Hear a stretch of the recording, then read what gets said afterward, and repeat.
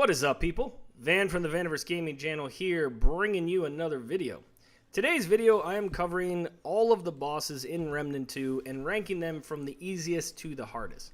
Now, some of these are more tiers than they are actual rankings where you could probably switch them around. They're all easy or they're all difficult. And when you get to the higher rankings, it's probably a little bit more easy to identify who's harder. So just keep that in mind. The other caveat is this is my opinion. Many people fight bosses in Remnant 2 and have a completely different experience than other people. And the other thing is this is on standard difficulty. So if you're on Apocalypse or Nightmare, these rankings probably change. So just keep that in mind. This is my opinion of the easiest to hardest bosses in Remnant 2 playing through the game on standard difficulty. So with all that being said, let's get into the video and start with the first boss. Okay, coming in at number 27 is Gwendel the Unburnt. This guy is the easiest boss in the game in my opinion, solely because he's just doesn't do much. He throws some fireballs down at you that you just run out of the way. If you happen to get hit by one, you do a couple dodge rolls to stop being burning. The hardest part of this fight is finding the guy and killing him. Like, there's ads that are up top there that you can kill. The fire kind of stays on the ground if he throws his little grenade at you. And then there's a couple guys that try and run at you. Other than that, he's really quite simple. Once you find him, doing damage to him is easy. And if you have like a summoner build, or if you have the engineer or any kind of pet build that can get to him, or if you use mods that actually just attack the nearest enemy, like what you can see in my video, he's even easier. I mean, there's times where I had my little flying pets from the summoner. I just had them go and I just ran around and did nothing and they killed him very simply. So that is why he is ranked to me as the easiest boss in Remnant 2. Now coming in at 26 is going to be the Primo Generator. Primo Generator? I don't know how you say his name. Anyways, this boss fight is actually simple. The hardest part of this silly boss is the fact that the big guys, when you kill them, they actually fall on the ground and they're really hard to navigate through. You can choose to kill them and bring them down and do that. If you leave them in the air, they do shoot this purple stuff that can be quite painful. And so it's up to you on your choice on that. I think it makes more sense just to leave him flying around and focus the one that has the boss on him, as you can see here. And then once the boss falls down, he'll come and try and jump on your face a couple times. You just dodge roll when he goes to jump on you, and you just continue to do damage to him. Eventually, he'll then try and climb back up the wall to get back on top of one of those things. If he does get on you, you can just easily dodge roll and he'll come off. And so, other than the big black stuff they shoot, it's probably the second easiest fight. Third one on here, coming in at 25, is Caku Shadow, whatever you want to say. This fight's actually fairly simple. The guy's moves are pretty scripted, and then he'll disappear and these tentacles pop up. And so for the most part, if you're pretty decent at dodge rolling, you can dodge his tentacles. There's a lot of knowing that it's coming. This wave here, you can dodge through it. It's really not a tough fight. You just have to be careful of the environment. There are areas where the water's deeper and you can't kind of move around in it. But other than that, this is a really simple fight. Stay away from him, dodge roll through his waves, and then when the tentacles pop up, just try and shoot the tentacles down as fast as you can. Other than that, very simple fight. And the damage you do to the tentacles also does damage to the boss, so that's very helpful as well. Okay, now we're getting into number 24, and this is going to be Bane. Now, Bane is a boss in the End Earth area. He's kind of an optional boss. You have to summon him. But for the most part, he's just one of those giant flying guys with a big eyeball. So you just shoot the eyeball and dodge some of the ads he has. Overall, it's a very simple fight. The further you stay at range, the easier the fight is. If you try and get close to him, he does have some AoE around with his stomps and some other abilities. But as you can see here, I'm keeping him at range. And every time he does that red thing, he's just summoning more bad guys. And so as long as you can keep up with the bad guys, which is not hard, keep shooting them in the face, this is actually one of the easier fights. It's just a souped up version of the guys that you would fight in the normal map. Okay, coming in at number 23, I don't actually have a video, is the Council. They were a very simple fight, but somehow I lost the recording. So we're just going to jump over to number 22, and we're going to go into the Abomination. Now, the Abomination is an annoying fight just because he's a rolling meatball, And he's actually quite easy if you can get out from being rolled upon. So stay in the middle, watch the bombs on the ground, and then once you see the bombs on the ground, you can shoot those. On his back, he has metal plating. Once you break the metal plating, you can then also shoot the bombs there. And so really, this fight started to get a little hectic with me when I first started, because this is the first time I ever fought him. But as long as you can kind of stay away from him and fire on that side of his side where you see the bombs right there and explode them, this is a fairly simple fight. Now, there are some zombies that will come during this fight, and you can kill them as well. And then the Abomination goes up into the ceiling, and then he drops off in a different place. And so if you stay out of the middle when he does his roll thing, and you just dodge the bombs as he throws them, you can easily get through this fight without a problem. Now, that is probably why I ranked him at 22. Now, coming in at 21 is Legion. This fight is kind of stupid. This red bar makes you go mad if you stare at it, but if you stop staring at it, then it starts to go down. So really all you're managing is trying not to go mad by staring at the eyeball, and you're trying to do damage to the eyeball and then look away. The ads can be a pain in the butt because they can actually give you a terrible debuff where you start coughing, and that is no good. So if you don't manage the ads, this can be a little bit of a difficult fight. And then from the tower, it puts this wave, which you can kind of hear it coming. And once you hear it coming, you just have to dodge roll through it. So that is really the two biggest parts of this fight, is not staring directly at the eye for too long, dodge rolling the big wave that comes, which isn't really that big of a deal, and trying not to become exploded on by the ads because they give you that terrible debuff. So that is why he comes in at 21. All right, number 20, the Bloat King. This guy is probably more annoying than he is hard, but you're up on this area here, and down below are all these little slimes, and he continues to pelt you with all these things that kind of track you. So you're trying to dodge those, plus you're trying not to get knocked down, plus you're looking for a very specific flying ball that takes all the damage. So between dodging the things that are coming at you or taking the damage, dodging these big bombs that are coming at you that kind of track you, and trying to shoot the stupid blob and not get knocked down, because if you do, you're going to fall into a bunch of slimes like this. You have to find the ladder and get back up. So the reason why this fight is difficult, in my opinion, is not the boss itself. It's trying to deal with all the things coming at you, not get knocked down, and do significant damage. And if you're unlucky to get like the healthy version, tough or whatever, then this thing has a crap ton of hit points.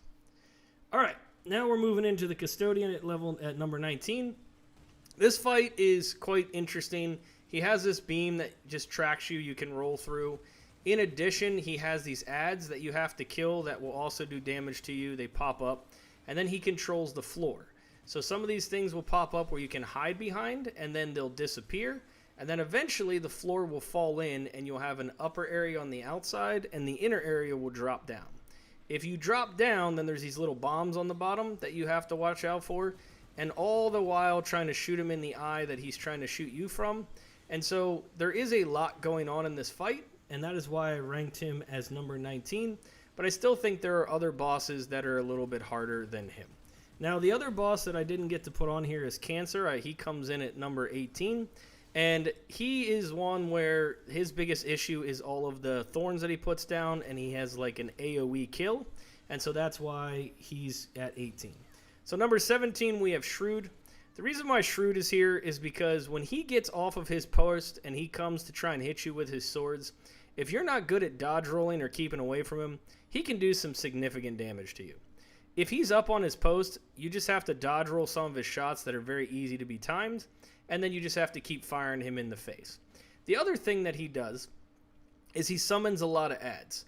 And so if you don't kill the ads before they pop up, they can actually be troublesome as they shoot out of the ground, and then you have to deal with the ads. But mostly the reason why he's ranked so high is because of his one-shot kill, where when he finally decides to throw his axe and come down to where you are, and if he even gets 1 or 2 hits off of you, he's probably going to kill you. So that is why Shrewd comes in at number 17. Number 16, we have the Huntress.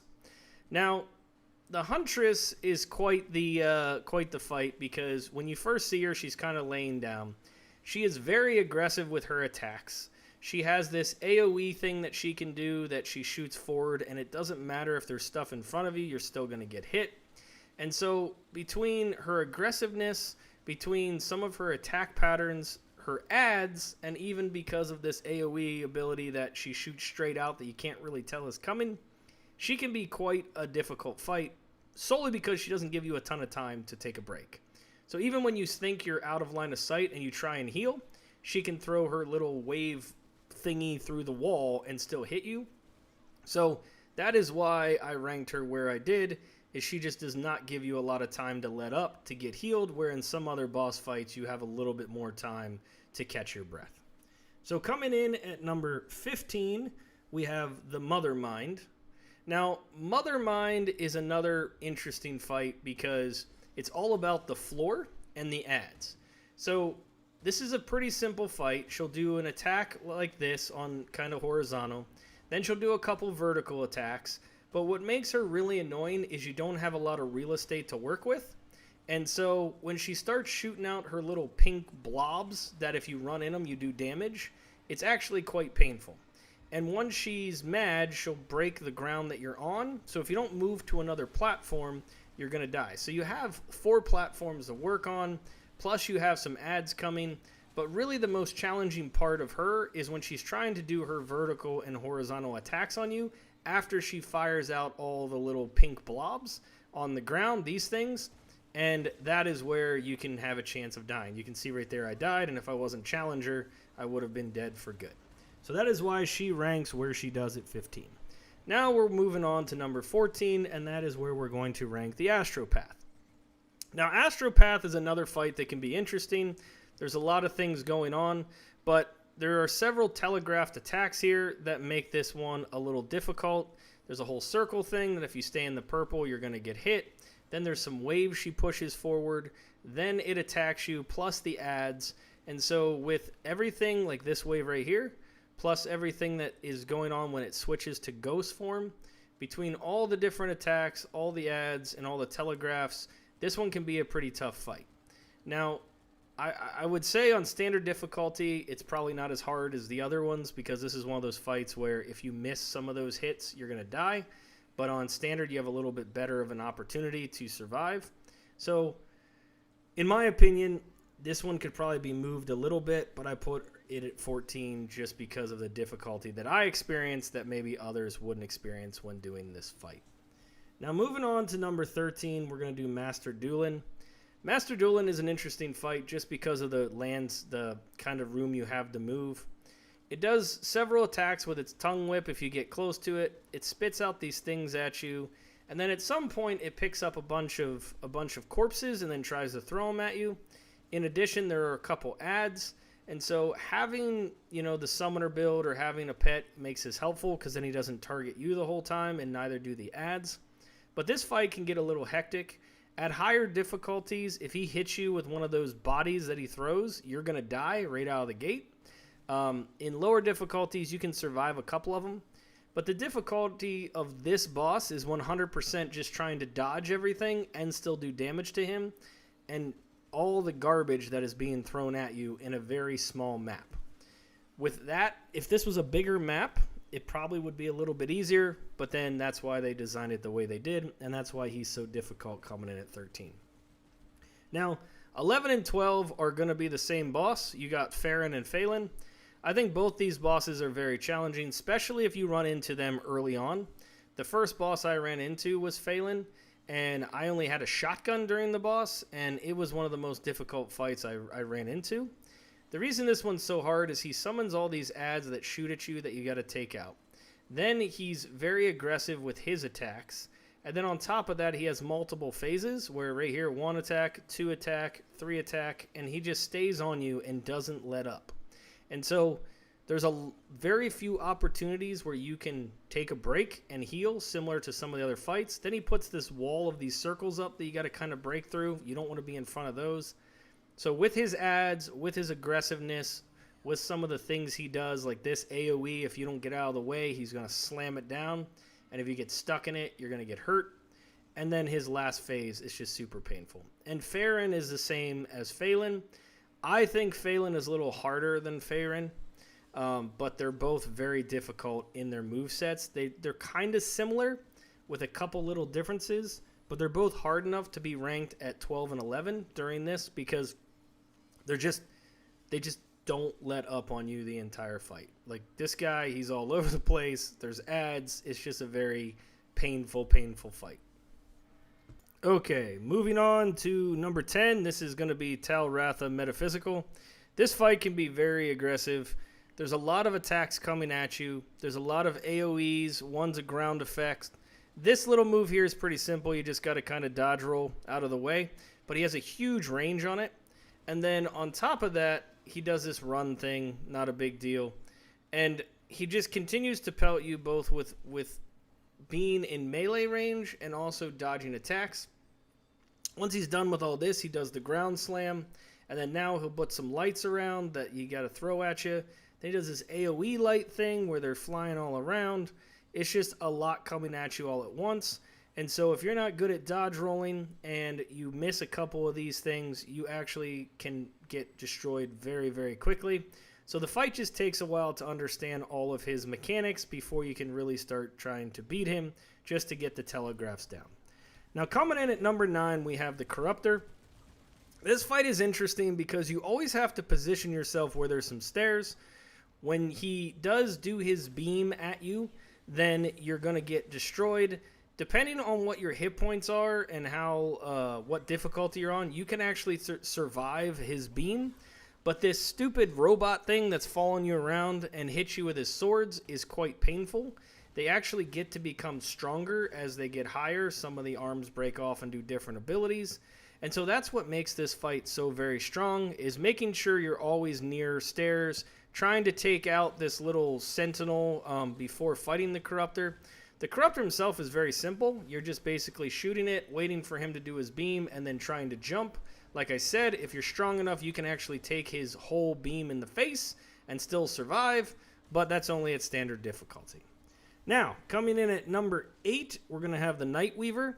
Now, the Nightweaver is a difficult fight because she's just always up in your face. She has 2 phases, and when she attacks you, she comes at you pretty quick. She can hit you with a couple melees. Her AoE's a pain. She has these spiders she uses. And then once you get through this phase, if you are to beat her, she goes to the next phase where she starts teleporting in and out of walls. She comes at you from different things. So just trying to deal with all of her ads, dodging her AoEs and her telegraphed attacks, and then dodging her melee where she can come up and grab you, it just makes her a very tough fight. And if you're trying to do the alt kill of her, where you're trying to shoot her in the heart, that thing takes forever. And so to try and shoot her enough in the heart to get it to fall out, to get her alt kill, makes it even more challenging to beat this boss. But that's why she comes in at number 8. So number 7, we're going to do the other version of the Tala, which is the normal Tala. This one I think is a harder fight. There's a lot smaller space to move around, and his attacks are very aggressive on his melee attacks. He does these roll things where he rolls over top of you, plus everything else going on with his jump slam. He's just very, very difficult to deal with, just given the area that you're working in and given his attack patterns. And so that's why I kind of rank him as a little bit harder than the other Tala version, and that's why he's coming in at number 7. Now, once we get to number 6, we're going to be looking at a character called Venom. Okay, so Venom is one of the hardest fights, in my opinion. That is why he's coming in at number 6. Another boss where he's very aggressive on his attacks. He puts up these little things that shoot fireballs at you, not a big deal. But his melee attacks are aggressive. He takes 2 stabs, then a third. On top of that, he shoots things at you. Things come out of the ground. And he's another boss that very rarely gives you any ability to rest. And so trying to get away from him, dodge his attacks, and also learn his telegraphs can be very difficult. Now, on higher difficulties, he's even harder. But on standard difficulty, he was one of the tougher fights that I ran into just because of the amount of attacks he has, how aggressive he is, and the ability to understand his telegraphs. and that's why I ranked him at number 6. Okay, coming at number 5, we have the Corruptedravager. This is one of the hardest fights in the game for sure. His ability to be on you 24/7 while putting down ground effects with AoEs, while doing melee damage with different move sets that he has, and then the pillars are helpful, but then he just destroys through them as the fight goes on.